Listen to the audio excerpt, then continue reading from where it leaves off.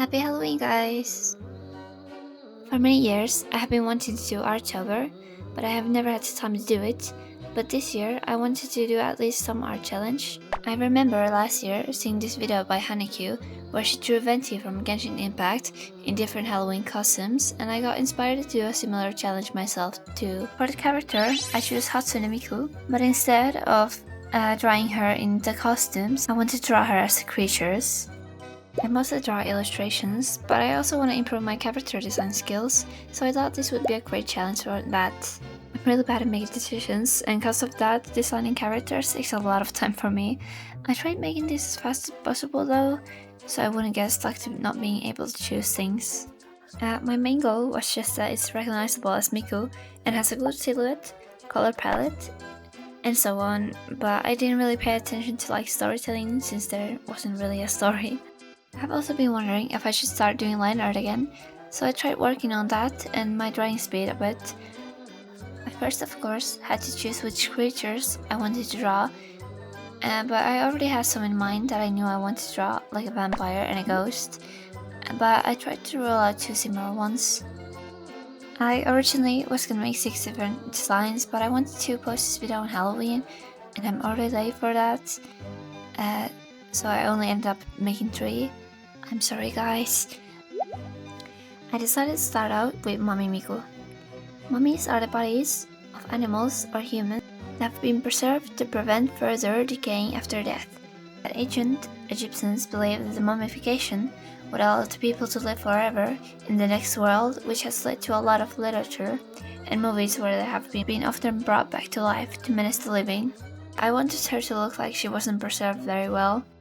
For her, I wanted to go for a very unstable pose, as if she's struggling to stand up from not using her muscles in a long time. Something that has been slightly bothering me with my concept drawings is how stiff and soulless they look. I often use a symmetry ruler and a very basic A pose because it's easy and fast and shows the outfit well. It's great when you're in a rush or doing a very rough sketch, but a character's pose can tell a lot about them and really change how you feel about them. I tried making the bandages that wrap around her to resemble the way Miku's outfit looks.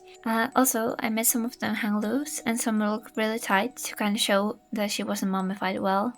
I especially made them loose around the arms to resemble Miku's sleeves. Drawing the bandages was much more fun than I was expecting it to be.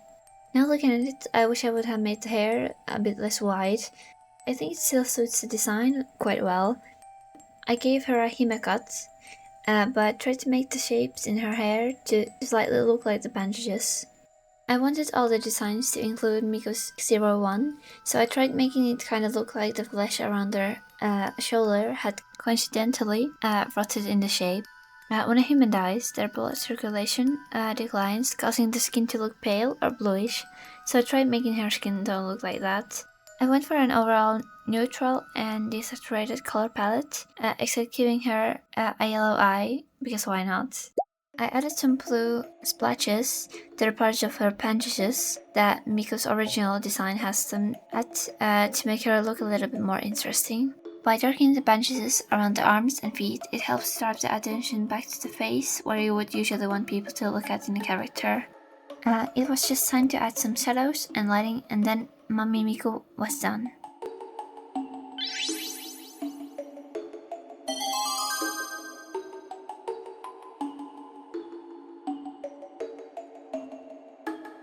Then it was time for Vampire Miku. Vampires are monsters that used to be humans but got transformed after being bitten by a vampire, died, and came back to life.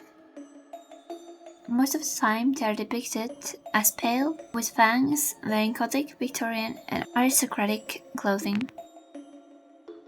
For the pose, I thought that somewhat elegant and confident pose would be fitting.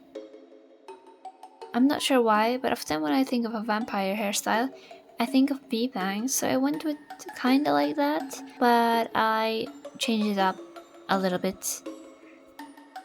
Even though I didn't really have a story that I would have to take into consideration while designing this, I still wanted to go for a clear theme, so I tried adding a lot of things inspired by bats. With each design, I wanted there to be a few things that were consistent, like big tails, blue hair, Miku sleeves, and a skirt. But I decided instead of giving the vampire Miku a skirt, I gave her pants and made the bottom of her vest kinda look like a skirt.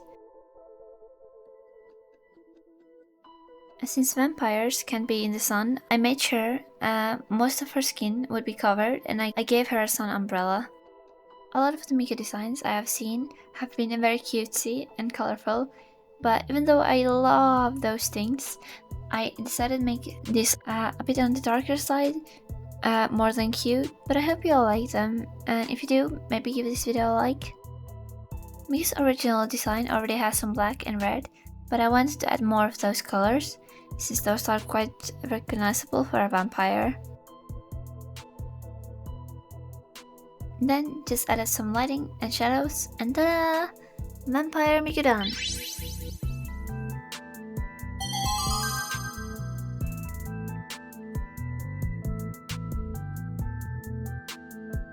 And then it was time for the last one, which is Ghost Miku. I was actually working on a witch Miku at the same time as I was working on this, but I decided to rather spend a bit more time on this one than make two not so good drawings. I'm definitely sometime soon gonna finish that witch Miku because I love witches. Even though I said I wouldn't really give any of this any story, I somewhat came up with one for the Ghost Miku while drawing her. I thought she could have probably burned in a fire that was caused by a candle, and after that she became a ghost. I made her pose and expression a little bit nervous and confused. I remember seeing this splash art of Kindred from League of Legends, where the glow from Wolf's mouth is making both of his face glow. I got inspired to make the Ghost Miku's bones glow more around the candle. I also took some inspiration from the Project Voltage ghost type Miku. I think there's something weirdly beautiful about the human rib cage, so I especially tried to showcase it. To show her ribs and chest, I made it as if the fabric of her outfit would have burned from there. I also added some burn bits to her skirt. I know the shirt thing she's wearing doesn't make that much sense, but well, whatever.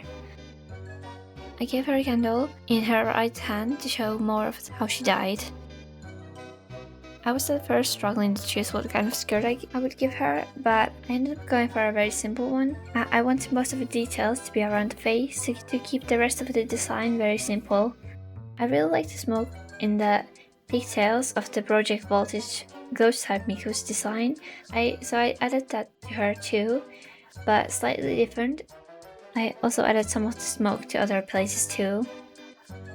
To be honest, I made her legs just smoke because I was just a little bit lazy and in a rush.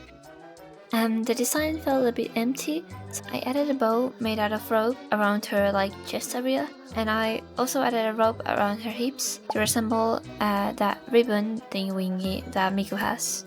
When fires at about 1400 to 1600 Celsius or 2600 to 3000 Fahrenheit, it appears a blue color, which I thought would fit Miku really well, so I made the fire of the candle she's holding blue, made her eyes red and blue. If I'm not completely wrong, in a lot of cultures, corpses inside of a coffin are made to wear white clothing, so that's why I made Miku's dress in kind of white. I love Halloween, and this challenge was a lot of fun even though I didn't quite get to finish it. I think all the designs turned out pretty cute, but I definitely still have a lot to improve when it comes to my character design and design skills. But finally, Ghost Miku is done.